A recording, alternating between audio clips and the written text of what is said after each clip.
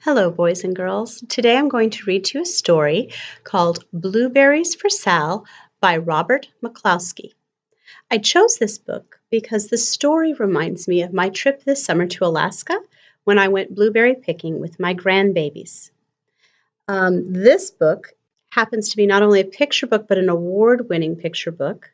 It received the Caldecott Medal for illustration. And Mr. McCloskey wrote and illustrated the book.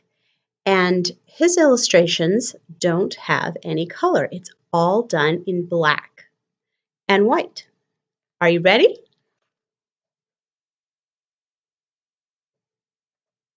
Oops, there we go. Oh my goodness.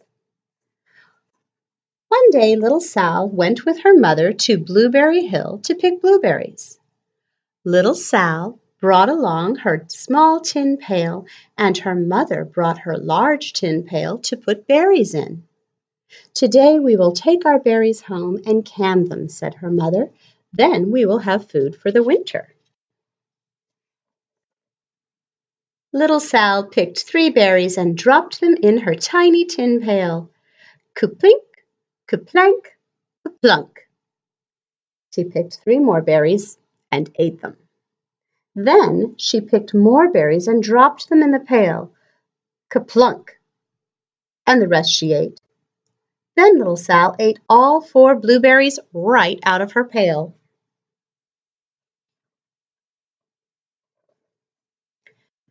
Her mother walked slowly through the bushes, picking blueberries as she went and putting them in her pail. Little Sal struggled along behind, picking blueberries and eating every single one. Little Sal hurried ahead and dropped a blueberry in her mother's pail. It didn't sound kaplink because the bottom of the pail was already covered with berries. She reached down inside to get her berry back, and though she really didn't mean to, she pulled out a large handful. And because there were so many blueberries up close to the one she dropped in. Her mother stopped picking and said, "Now, Sal, you run along and pick your own berries. Mother wants to take her berries home and can them for next winter." Her mother went back to her picking, but little Sal, because her feet were tired of standing and walking, sat down in the middle of a large clump of bushes and ate blueberries. On the other side of Blueberry Hill, Little Bear came with his mother to eat blueberries. "Little Bear," she said, "eat lots of berries and grow big and fat. We must store up food for the long, cold winter." Little Bear followed along behind his mother as she walked slowly through the bushes eating berries. Little Bear stopped now and then to eat the berries, and then he had to hustle along to catch up. Because his feet were tired of hustling, he picked out a large clump of bushes and sat down in the middle and began eating blueberries. Over on the other side of the hill, little Sal ate all of the berries she could reach from where she was sitting, and then she started out to find her mother. She heard a noise from around the rock, and she thought, "That is my mother walking along." But it was not her mother. It was a mother crow and her children, and they stopped eating berries and they flew away, saying, "Caw, caw, caw." Then she heard another noise in the bushes and thought, "That is surely my mother. I will go that way." But it was Little Bear's mother instead. She was trampling along, eating berries and thinking about storing up food for the winter. Little Sal tramped right along behind her. By this time, Little Bear had eaten all the berries he could reach without moving his clump of bushes. He hustled off to catch up with his mother. He hunted and hunted, but his mother was nowhere to be seen. He heard a noise from over a stump and thought, "That's my mother walking along." But it was a mother partridge and her children, who stopped eating berries and hurried away. Then he heard the noise in the bushes and thought, "That is surely my mother. I will hustle that way." But it was little Sal's mother instead. She was walking along, picking berries and thinking about canning them for next winter. Little Bear hustled right along behind.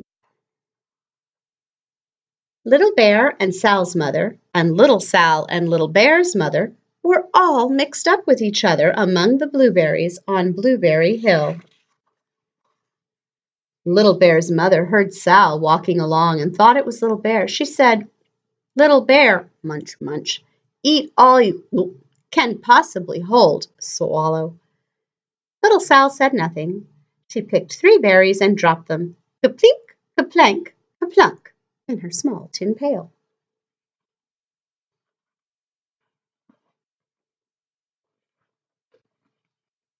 Little Bear's mother turned around to see what on earth could make a noise like ka-plunk. "Garumph!" she cried, choking on a mouthful of berries. "That is not my child. Where is Little Bear?" She took one good look and backed away.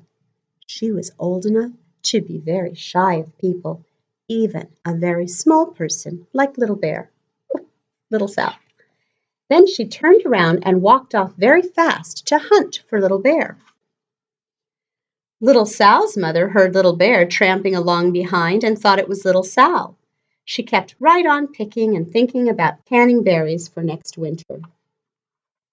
Little Bear padded up and peeked into her pail. Of course, he only wanted to take a few of what was inside, but there were so many and they were so close together that he tasted a tremendous mouthful by mistake.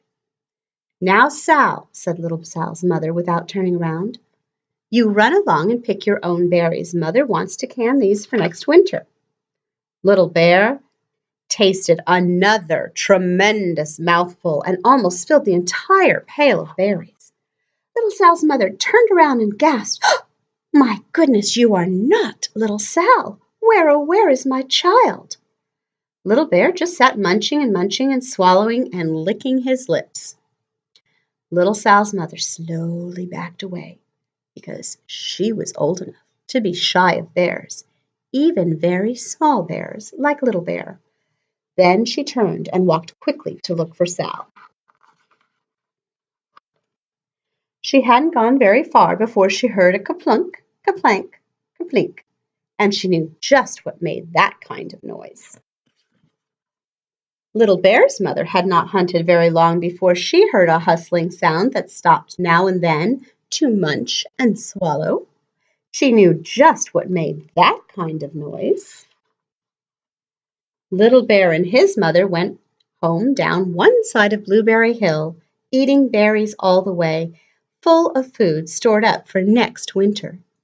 And Little Sal and her mother went down the other side of Blueberry Hill, picking berries all the way, and drove home with food to can for next winter, a whole pail of blueberries and 3 more besides. And there is Little Sal and her mother canning berries for the winter. I hope you will have fun and take a look at how Robert McCloskey drew these pictures. Maybe you could draw a picture of something that you do with your mom. Thank you for coming today.